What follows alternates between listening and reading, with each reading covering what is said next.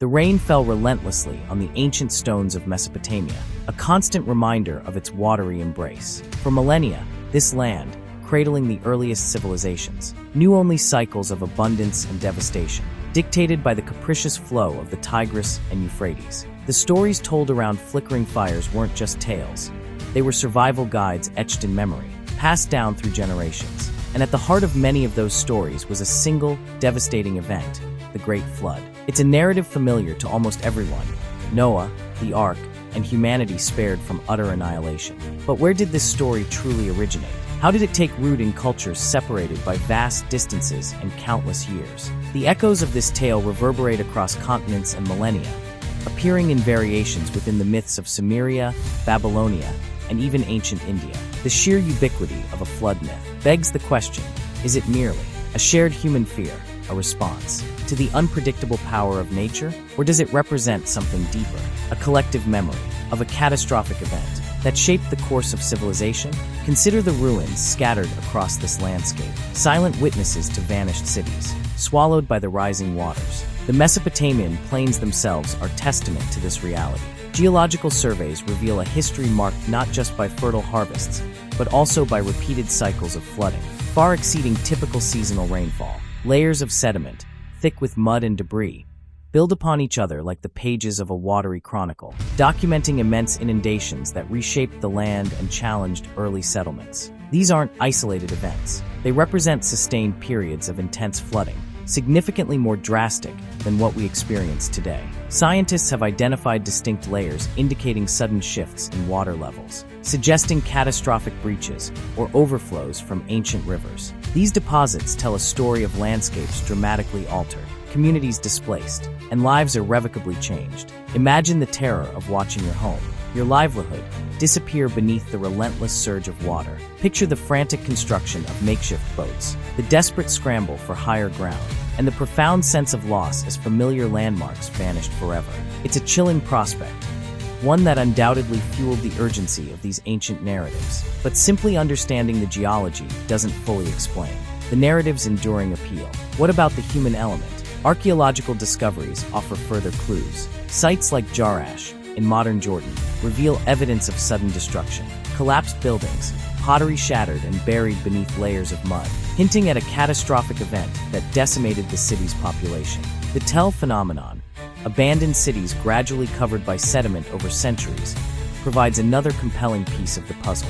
These Tell sites demonstrate how landscapes are constantly reshaped by natural processes, yet they also bear witness to human activity abruptly halted by devastating events. The echoes of a dramatic past linger within these silent ruins. The question then becomes, do these geological and archaeological findings align with the biblical account? Can we reconcile the scientific evidence of repeated flooding with the narrative of a single, divine deluge? It's a complex inquiry demanding careful consideration, one that moves beyond simple answers and embraces the nuances of historical interpretation. Perhaps the flood story isn't solely about a literal event, but rather represents humanity's enduring struggle to grapple with forces beyond our control and the search for meaning in the face of adversity. The weight of centuries settled upon the ancient clay tablets, silent witnesses to debates that span millennia. Examining these texts isn't merely about deciphering words. It's about reconstructing a world shaped by both flood and fate,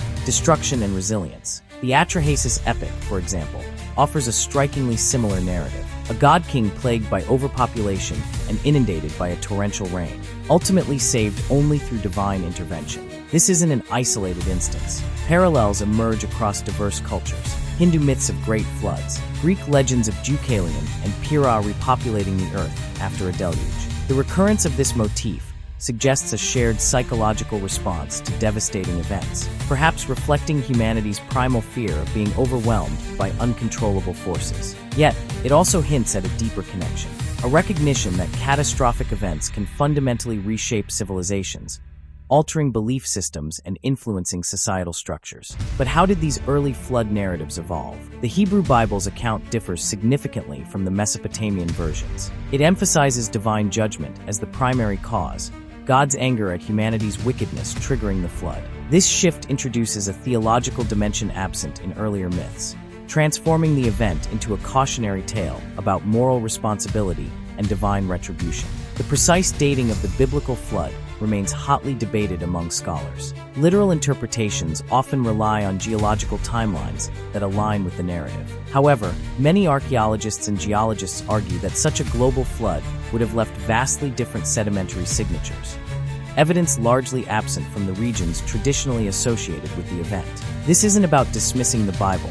It's about recognizing the complexities of historical interpretation and considering alternative explanations. It becomes clear that the biblical narrative wasn't simply a verbatim copy of Mesopotamian myths, but rather a reimagining, infused with theological concepts, and adapted to convey specific messages about God's justice and humanity's need for redemption.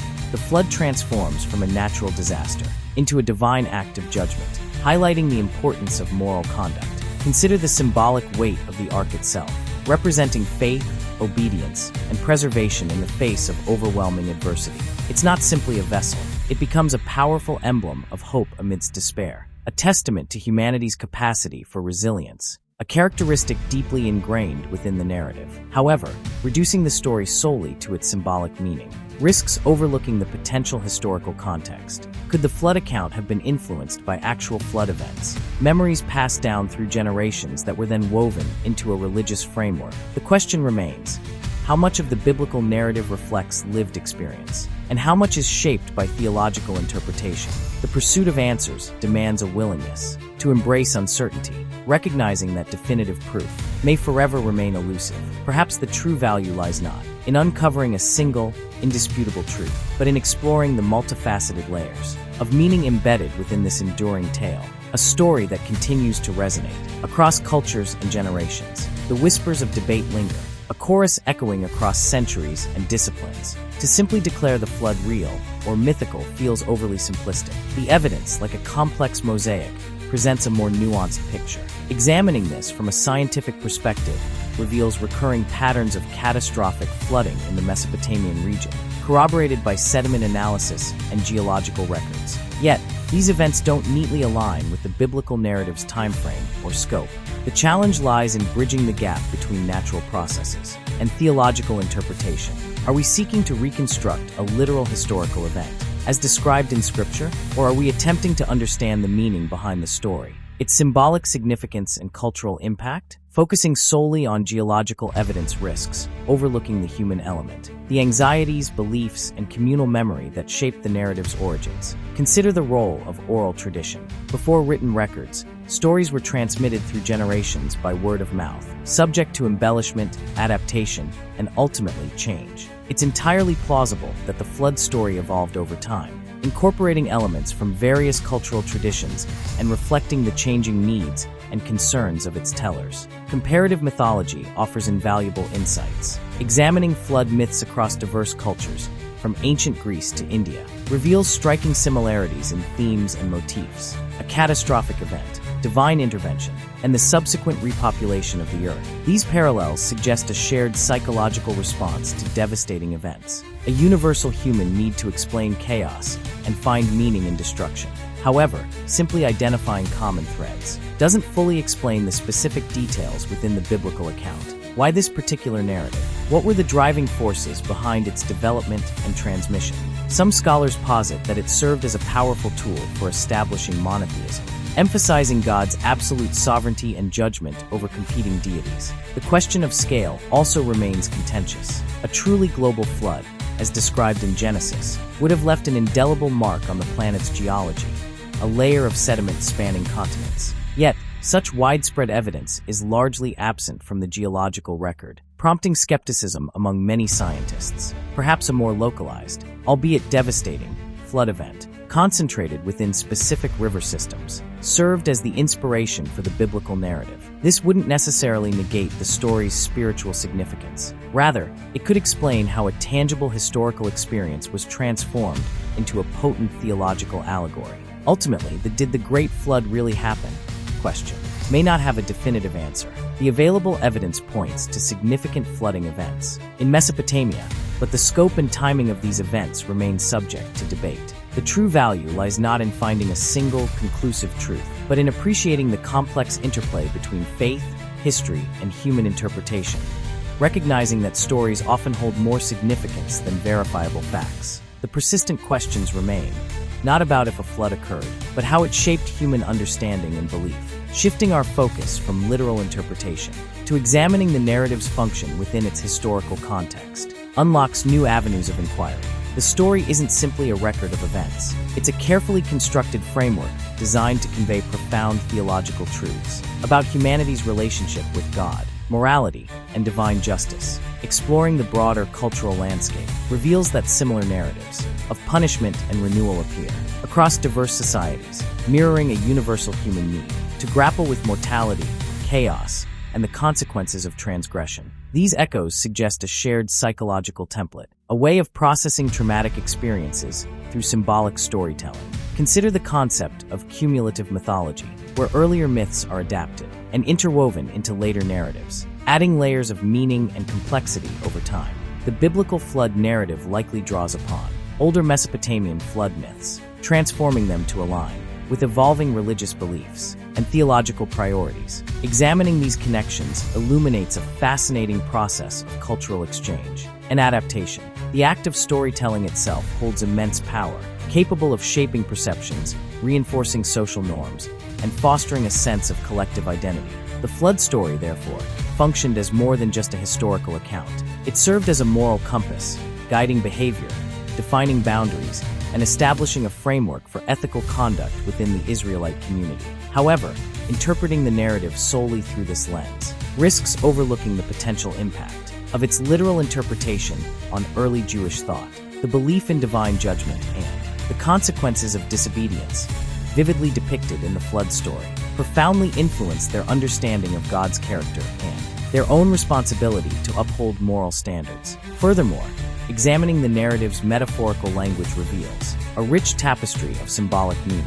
The ark itself represents faith and obedience, while the deluge symbolizes purification and renewal. These symbols resonated deeply with early audiences, providing a tangible framework for understanding abstract theological concepts. It's crucial to acknowledge that the biblical flood story wasn't intended as a literal scientific account. Rather, it served as a powerful narrative tool, a means of conveying complex theological ideas in an accessible and memorable way. By recognizing this distinction, we can move beyond simplistic debates about historical accuracy and appreciate the narrative's profound cultural and spiritual significance. Ultimately, the enduring power of the flood story lies not in its factual truthfulness, but in its ability to connect with our deepest anxieties, aspirations, and understanding of the human condition. A timeless tale that continues to provoke reflection and inspire debate across cultures and generations. The echoes of this ancient debate continue, not with a definitive answer, but with a deepened appreciation for its complexity.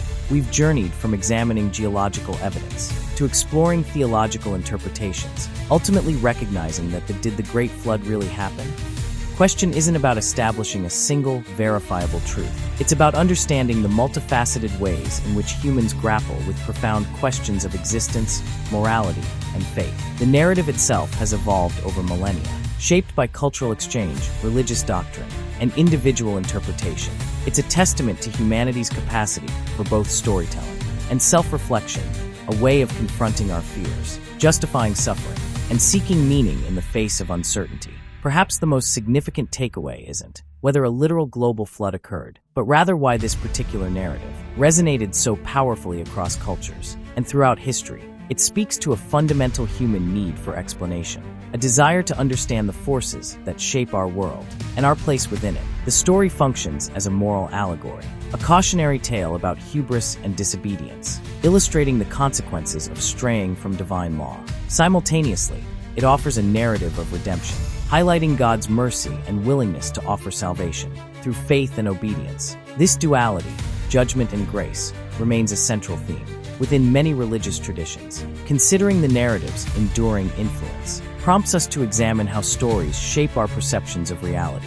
We often interpret events through the lens of pre-existing narratives, imbuing them with meaning and significance that may not be inherent in their historical context. The flood story exemplifies this process, a tale that has been adapted, reinterpreted, and reimagined countless times throughout history.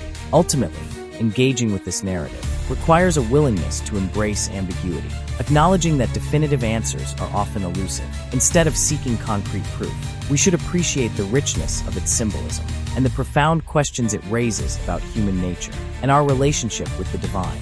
The story's continued relevance lies in its ability to spark dialogue, to encourage us to critically examine our own beliefs, engage with diverse perspectives, and grapple with the enduring mysteries of existence. It's a reminder that the search for meaning is a lifelong journey, one that may never yield definitive answers, but remains profoundly rewarding nonetheless. Let it serve as an invitation not to conclude, but to continue reflecting, to ponder the echoes within the story and the questions they ignite.